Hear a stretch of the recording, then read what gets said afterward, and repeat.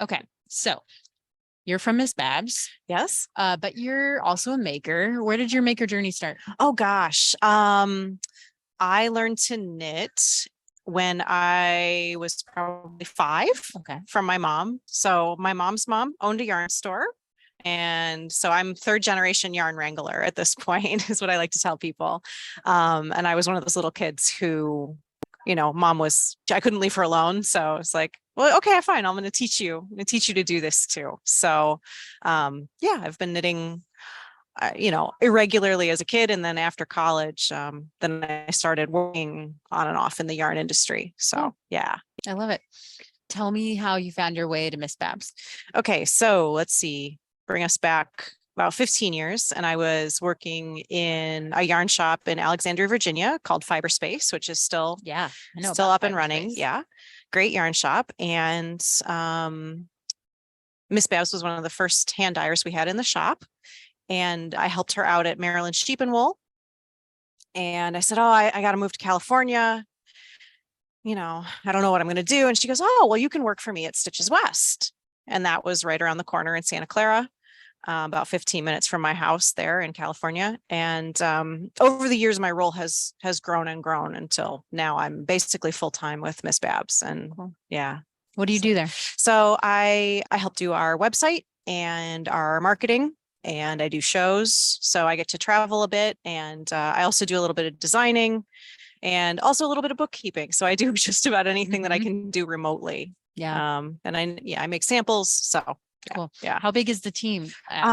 So there are almost 20 of us. Okay. Yeah. So we have a full-time dye team, and then a couple of full-time people who do office work, management, and fulfillment, and all different kinds of tasks. We just started. We're kind of in the middle of a big knit along for Melanie Berg's Beachy Keen, which is a big multicolored shawl project, which has been a lot of fun, putting together different sets of colors for that project. What else? We are looking forward to putting out our festive sets for the holiday season. So those will come out in the end of August. And then, we're here at Flock, which is really exciting for this weekend to be in the Pacific Northwest. We haven't been out here since 2011 for a show. So yeah, we did Sock Summit back in 2011. So it's been a long time since we've been out here. It's really nice to, be a part of this community right now. And then we're looking forward to fall shows. So got stuff coming. How are you feeling about the show? It's been good. I've been really enjoying the vibe, and all the, everybody's been enthusiastic and happy to be here. And, people are happy to see us, which is always a pleasure, so great. It's really wonderful. Yeah. Let's dive in a little bit more in your kind of maker journey. What are some of the other things that you do aside from knitting? Oh gosh. In fiber arts, I crochet. I once upon a time did some sewing, a little quilting and dressmaking, and I learned to weave. The other thing I do for fun and is watercolor painting. You do? Yeah. Okay. Yeah. Talk a little bit about that. I paint. So okay. Paint. As a kid, I was always coloring, and I always enjoy, drawing and on art. I was one of the things that Babs influenced me on. She was like, oh, you want to do this? I'm going to pay for you to take some art classes. So I got to, take some watercolor classes and kind of get into it. And, part of what we do with yarn and dyeing and, making is all about color for us, all about nuance and finding, beautiful colors, beautiful color combinations, and learning things about paint, learning things about watercolor and how different things change and perform it's been a lot of fun. Yeah. So yeah, it gets new ways to experiment, know, and I do a lot of, botanical painting and drawing. So I love nature, and I love flowers and plants and stuff like that. Yeah. So what I've been having kind of some fun asking different questions than I normally ask. Today. What are you reading right now? What am I reading right now? Or listening. Yeah. There is an answer to this question. I just have to remember what again, it's been a busy week. I just finished Homegoing by Ya Jassy. Okay. Which is an ongoing multi-generational story of the African diaspora and Okay. slavery. And so it's follows the story of two branches of one family, one part of the family who's sold into slavery and is taken to the United States, and one part of the family who remains free and remains in Ghana. And just through Wow. their stories through through the years from, I think, the 16th century up until the present day. Wow. So That it's sounds a like really fascinating, kind of deep dive into these kinds of stories. And they do kind of come back together in the end, which is what I hope would happen.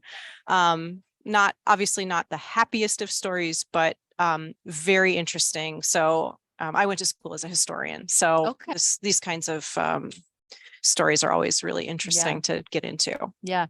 Has history or like your experience going to school as a historian, like has it influenced anything that you've done like in your fiber arts or like maybe your approach to anything? It does influence like some research that I like to do, the way I like to dive into things. I had always thought I wanted to be a museum curator. Okay. I wasn't going to necessarily teach or get my PhD, but taking inspiration from historical color combinations or art styles has always been something kind of fun to try and recreate in a creative way. Yeah, absolutely. And maybe like the inquisitive nature. I mean, I feel like history or people that are really interested in history, they want to know like about the story and origin of things. And so Yeah. I feel like that in a like more broad general term can kind of weave its way into Yeah, what you're doing. exactly. What interesting thing have you watched recently? Oh, I'm not a watcher. Okay. Neither. I'm not really either. So yeah, I know that always people are always like, oh, what are you watching on TV? And I'm not a TV watcher. Sometimes I'll kind of, I don't know, Jen got me started on this show right now, but yeah, no, I feel yeah. People are like, have you seen this? I'm like, no. Yeah, no, unfortunately, I'm like, Yeah. no, I'm sorry. The last TV show I watched was Cheers. So what about listening? Like, do you listen to any podcasts or do you listen to any music that like jumps out at you? Let's see. I like humor podcasts. I like science podcasts. There's a really cool podcast called Ologies. Okay. And I think her name is Allie Ward, but she's very interested in science, and she will, deep dive into a topic with a scientist and kind of, that's fun.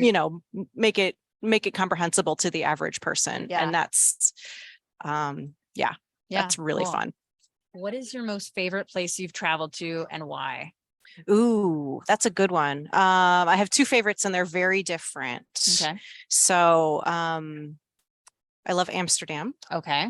Amsterdam has beautiful architecture. Again, the sort of the art and history is really fun, and the beautiful architecture, canals, and you get really lucky going there because most people speak English.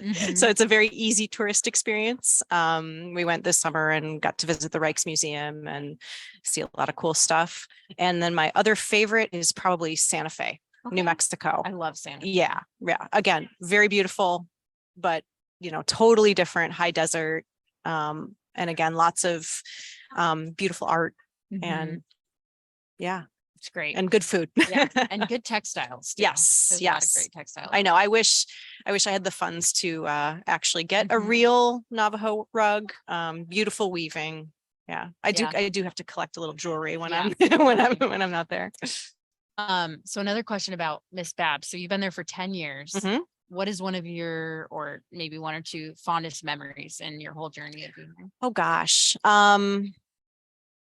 I have good memories from, stuff like Rhinebeck, where that's always been a big show. And, just getting to see lots of people and having them be excited and us be excited. And also like getting the chance to design some things and have people walk into the booth and say, oh, I like this. And that's a really cool feeling to have somebody be like, oh, I like this thing that you invented. Yeah. And they want to make it. Like that's a really cool feeling. Yeah. I've heard that from quite a few people today. And I mean, I understand, like whenever someone would walk in you know, wearing something from making or Yeah. whatever. It was Yeah. like, yeah. Yeah. And to recognize, you know, see it in the wild, like, oh, wait, oh, wow, that's I cool. know Yeah. that thing. I know that thing. I Yeah. invented that thing. Totally. Yeah. What are you excited about for the future? Yes. Oh boy, we're going to be celebrating our 20th anniversary. Yeah, in a couple of years. And so we're looking forward to that, and you know, just continuing to offer people a really great variety of colors and different kinds of yarns. We're always on the lookout for new stuff. I don't have a grand plan to tell you about right now, but yeah, we're really fortunate that this gets to be our day job. And yeah, that we get to keep it going. And that people have loved it for almost 20 years. Yeah. That's great. Yeah. So, awesome. Yeah. Cool. Well, where can people find Miss Babs? Okay. So if you can't make it to a show, that is a-okay. We are at missbabs.com. We have a great website, and always during the week, give us a call or drop us an email, and we're always happy to help you. But cool. Yeah, that's it. All right. Okay. Thanks everyone for coming. Thank you all so much.